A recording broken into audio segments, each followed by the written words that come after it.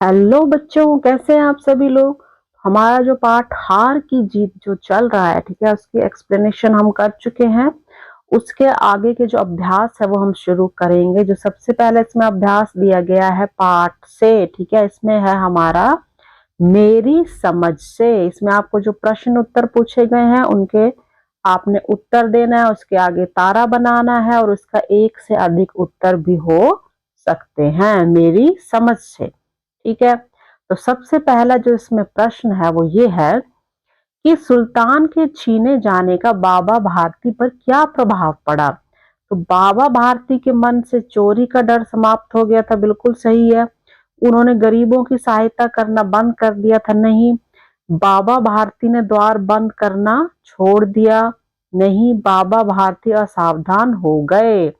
ठीक है, तो दो उत्तर हमारे इसके निकलते हैं। जैसे जब सुल्तान जो डाकू खड़ग सिंह ने छीन लिया, तो जो बाबा भारती थे असावधान हो गए। पहले तो बड़ी सावधानी रखते थे कि वो उसको डाकू जो है वो सुल्तान को चुरा ना ले, फिर असावधान हो गए और उनके मन से क्या हुआ, जो चोरी का डर था वो समाप्त हो गया।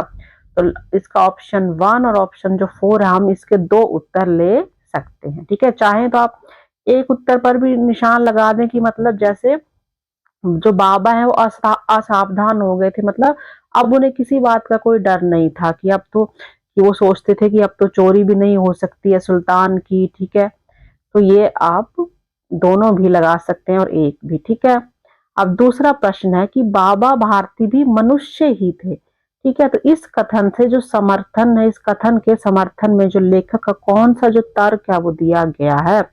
जो बाबा भारती ने क्या डाकू को घमंड से घोड़ा दिखाया, ये भी हमारा उत्तर है। लेकिन इसमें पूछा, इसका जो हमें अर्थ पूछा है, ठीक है, जो बाबा भारती भी मनुष्य थे, तो बाबा भारती घोड़े की प्रशंसा दूसरों से सुनने के लिए व्याकुल थे, बिल्कुल सही है। वो भी क्या थे, एक इंसान थे, एक मनुष्य थे, और इसीलिए वो भी अपने घोड़े की जो प्रशंसा से जो थी वो दूसरों से सुनना चाहते थे। ठीक है, तो बाबा भारती को घोड़े से अत्यधिक लगाव और मोह था, और बाबा भारती हर पल घोड़े की रखवाली करते थे। उत्तर सभी सही हैं, लेकिन जो हमसे प्रश्न पूछा गया है, तो प्रश्न के अनुसार हमारा जो उत्तर 2 है वो होगा, जो मनुष्य थे बाबा भारती भी, और वो भी मनुष्य की भांति ही अपनी कोई भी चीज या घोड़ा था उसकी वो प्रशंसा वो दूसरों से सुनना चाहते थे, वो ऑप्शन 2। ठीक है, अब इनके हमने कारण लिखने हैं। जो पहला ये था कि जब सुल्तान क्या हो गया, सुल्तान के छीने जाने के कारण जो बाबा भारती असावधान हो गए। अब उन्हें किसी बात की भी कोई चिंता नहीं था, वो कोई भी सावधानी नहीं बरतते थे, और उनके मन में क्या हो गया था, चोरी का डर समाप्त हो गया था। क्योंकि क्या था, अब उनके पास तो खोने के लिए कुछ बचा ही नहीं था। ठीक है, और अगला होगा कि जो बाबा भारती भी क्या मनुष्य ही थे, तो इसके अनुसार, कथन के अनुसार क्या होगा कि जो बाबा भारती थे वो अपने घोड़े से बहुत प्रेम करते थे, और एक सामान्य मनुष्य की तरह जो भी किसी की कोई प्रिय वस्तु हो या जैसे घोड़ा है उसकी प्रशंसा वो दूसरों के मुंह से या दूसरों से सुनने के लिए वो व्याकुल रहते थे। ठीक है, अब अगले इसमें आ जाता है हमारा शीर्षक। तो शीर्षक से जुड़े कुछ प्रश्न दिए गए हैं। जैसे पहला प्रश्न है कि आपने अभी जो कहानी पढ़ी है, ठीक है, जो हमने कहानी पढ़ी है हार की जीत, तो इसका नाम हार की जीत जो उसके लेखक है सुदर्शन, उन्होंने क्यों रखा है, तो आप ये चर्चा करके बताइए। और अगर इस कहानी को कोई नया नाम देना हो तो वो भी आप कारण के साथ बताइए। तो हमने क्या किया, कहानी ये बड़ी, तो इस कहानी में क्या बाहरी रूप से देखें तो जो बाबा भारती है वो हार जाते हैं, क्योंकि डाकू खड़ग सिंह जो था उनका प्रिय घोड़ा जो था वो ले जाता है। ठीक है, लेकिन अंत में बाबा भारती की दया और विश्वास के कारण जो खड़ग सिंह है उसका हृदय बदल जाता है, और बाबा भारती की जो नैतिकता होती है, जो मानवता होती है, उसकी क्या जीत हो जाती है, वो जीत जाते हैं। इसलिए लेखक ने कहानी का नाम हार की जीत रखा है। ठीक है, अगला प्रश्न है कि यदि आपको इस कहानी को कोई और कोई अन्य नाम देना हो तो आप क्या नाम देंगे। ठीक है, आप उसका कारण भी बताइए।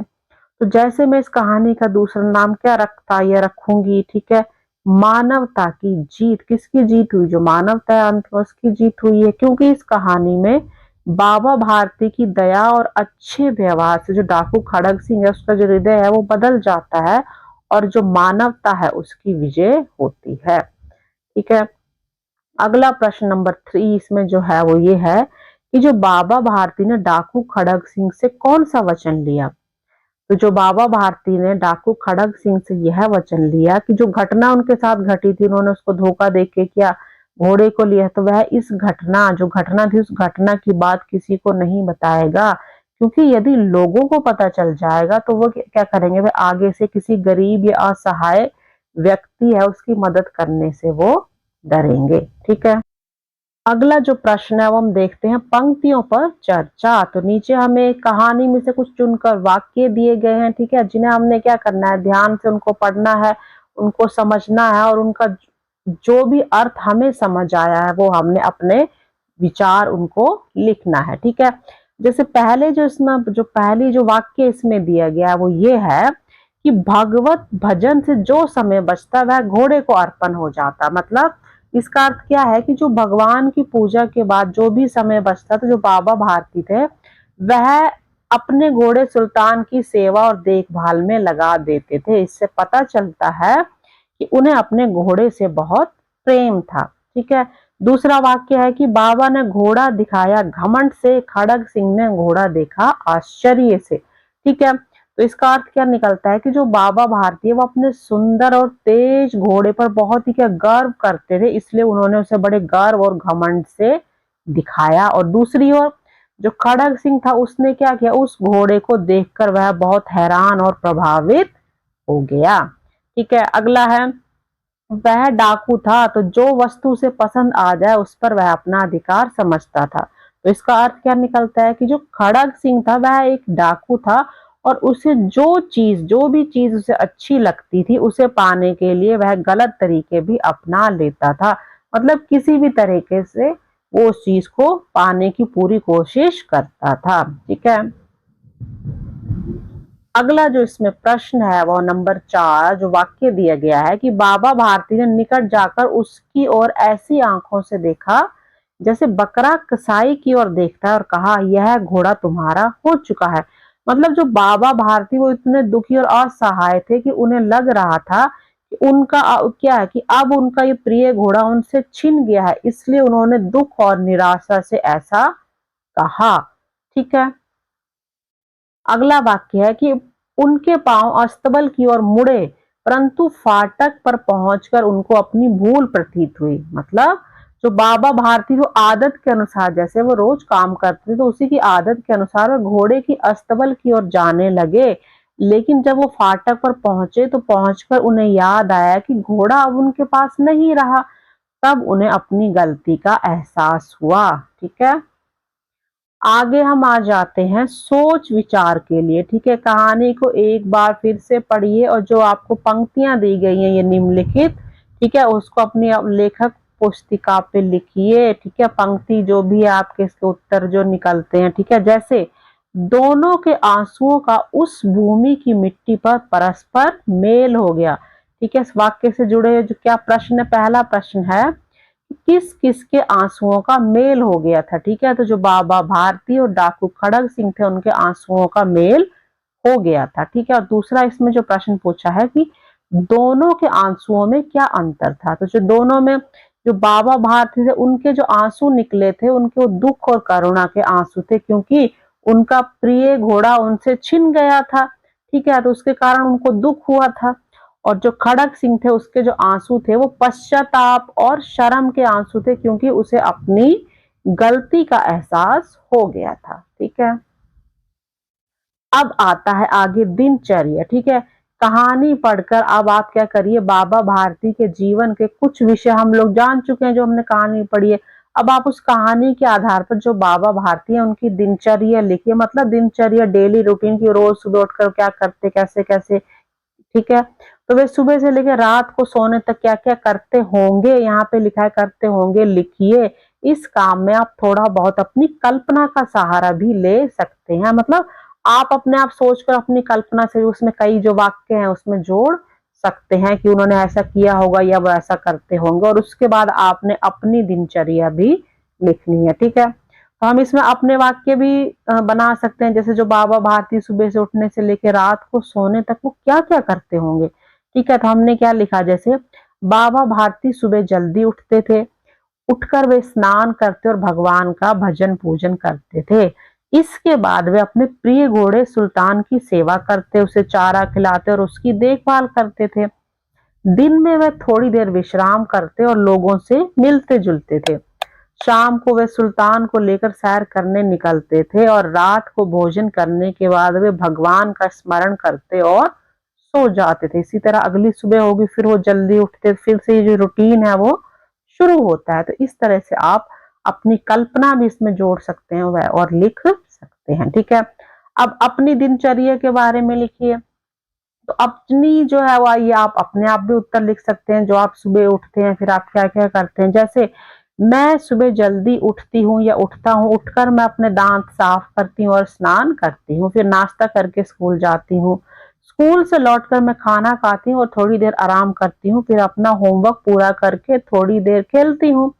शाम को मैं पढ़ाई करके थोड़ा टीवी देखकर और रात को खाना खाकर सो जाती हूँ। मतलब जो आप दिनचर्या लिख रहे हो, तो दिनचर्या आपका डेली रूटीन हो गया, जिसमें जो आपके मुख्य मुख्य जो काम है, काम तो आप बहुत सारे करते हैं, पर जो आपके मुख्य मुख्य काम है और जो काम लगभग आप रोज करते हो, वो आप यहाँ पे लिख सकते हैं। जो रोज हम स्कूल, जैसे आप लोग बच्चे रोज स्कूल जाते हैं, सुबह उठ के नहाना धोना, स्कूल जाना, आके फिर लंच करना, पढ़ाई करना, थोड़ा सा खेलना, इस तरह से आप लिख सकते हैं। ठीक है, अगला आता है अब कहानी की रचना। ठीक है, तो इस कहानी में आपको कौन कौन सी बातें पसंद आई वो आप चर्चा करिए। और जो कोई भी अगर कहानी हो, वो पाठक को तभी पसंद आती है जब उसे अच्छी तरह से लिखा गया हो। ठीक है, तो जब लेखक कोई अच्छी कहानी लिखता है तो उसके लिए वो कई बातों का ध्यान रखते हैं, जैसे शब्द कैसे हैं, वाक्य और संवाद आदि। तो इस कहानी में आए संवादों के विषय में अपने विचार लिखें। तो हमसे पूछा गया है ये। तो सबसे पहला ये है कि कहानी में हमें कौन कौन सी बातें पसंद आई। तो मुझे इस कहानी में बाबा भारती का दयालु और सरल जो स्वभाव बहुत पसंद आया। उन्होंने अपने प्रिय घोड़े सुल्तान से बहुत प्रेम किया। मुझे यह भी अच्छा लगा कि अंत में खड़ग सिंह को अपनी गलती का एहसास हो गया और उसका हृदय बदल गया। इस कहानी से हमें दया, ईमानदारी और मानवता की सीख मिलती है। ये आप कोई भी चीजें लिख सकते हैं जो आपको पसंद आई। ठीक है, अब इसमें आपने जो कहानी में आए वाक्य संवाद है उसके बारे में बताइए, थोड़ा सा जानकारी दीजिए। जैसे इस कहानी के जो संवाद है बहुत ही सरल और प्रभावशाली है। जो संवाद है उसके माध्यम से पात्रों के जो स्वभाव और जो भावनाएं हैं वो स्पष्ट रूप से समझ आ जाती हैं या आती हैं। ठीक है, बाबा भारती और खड़ग सिंह के बीच संवाद जो है वो कहानी को रोचक बनाते हैं और पाठकों पर गहरा प्रभाव डालते हैं। ठीक है, अब इसमें अगला आ जाता है मुहावरे कहानी से। ठीक है, कहानी से चुनकर कुछ मुहावरे जो है वो नीचे दिए गए हैं। जैसे लट्टू होना, हृदय पर सांप लौटना, फूले ना समाना, मुंह मोड़ लेना, मुख खिल जाना, न्यौछावर कर देना। तो कहानी से हमने क्या करा, इनको ढूंढना है और इनका जो प्रयोग है वो हमने समझना है। मतलब दोबारा से कहानी देखिए और उनका कहाँ कहाँ पे कैसा प्रयोग हुआ है। और उसके अलावा आपने इनके क्या करने हैं, इनके अलग अलग नए वाक्य भी आपने बनाने हैं। ठीक है, तो सबसे पहले जो मुहावरे, पहले हमें अर्थ पूछा गया तो हम अर्थ देख लेते हैं। ठीक है, सबसे पहला है लट्टू होना। लट्टू होना का अर्थ है कि किसी चीज या व्यक्ति पर बहुत मोहित होना। ठीक है, हृदय पर सांप लौटना हो गया बहुत जलन या फिर दुख होना, दुखी होना। फूले ना समाना मतलब बहुत ज्यादा खुशी, अधिक खुशी। ठीक है, अधिक खुश होना। मुंह मोड़ लेना मतलब किसी बात या फिर किसी क्या किया बात, या हमने क्या कर दिया किसी से, ये तो हमने बात ही करना छोड़ दिया या फिर संबंध खत्म कर लिया, हमने उससे मुंह मोड़ लिया। मुख खिल जाना मतलब चेहरा खुशी से चमकना, चेहरे पर हंसी आ जाना, खुशी आ जाना। ठीक है, फिर लास्ट है न्यौछावर कर देना। तो अपना सब कुछ क्या है, समर्पित कर देना, अर्पण, किसी मतलब और को अपना सब कुछ दे देना। अब इन मुहावरों के हम वाक्य प्रयोग देखते हैं। सबसे जो पहला मुहावरा है वो है लट्टू होना।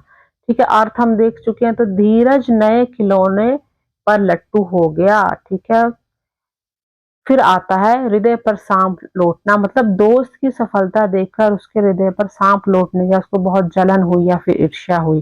फूले न समाना, परीक्षा में अंक पाकर वह फूले न समाया मतलब बहुत ज्यादा क्या हो गया, खुश हो गया वो। ठीक है, फिर है मुंह मोड़ लेना, तो झूठ बोलने पर उसके मित्रों ने उससे क्या किया, मुंह मोड़ लिया। मुख खिल जाना, माँ को देखकर बच्चे का जो मुख था खिल गया, मतलब बच्चा माँ को देखकर बहुत खुश हो गया या प्रसन्न हो गया। और लास्ट है न्यौछावर कर देना, मतलब देश के लिए जो सैनिक है उन्होंने अपना जीवन न्यौछावर कर दिया, अपना सब कुछ अपने देश के लिए समर्पित कर दिया। ठीक है, तो ये मुहावरे और उनके क्या थे, उनके ये हमारे जो हमने देखा उनके अर्थ थे। ठीक है, आज के लिए हम इतना करेंगे, बाकी इसके नेक्स्ट जो प्रश्न उत्तर बचते हैं वो नेक्स्ट वीडियो में करेंगे। ठीक है, वीडियो अच्छा लगा है तो इसको लाइक शेयर जरूर करिए। Thank you very much.